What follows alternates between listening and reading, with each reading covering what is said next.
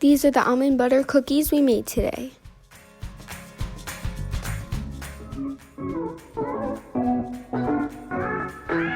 Start by preheating the oven to 350 degrees.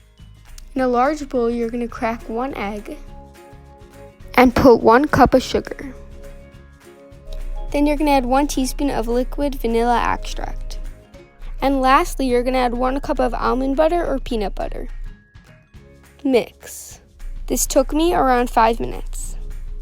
This is what it should look like when you're done mixing. Now we're going to lay it out with a cookie scooper on parchment paper. Then we're going to put it in the oven to bake for 8 to 10 minutes. Okay, so now they're out of the oven and I just melted some chocolate. I'm going to dip the cookies into the chocolate. If your cookies feel a little soft when you take them out of the oven, then just let them sit for around 5 minutes and they'll get hard on their own. Okay, and this is the final product of the cookies. They taste amazing. Thank you for watching.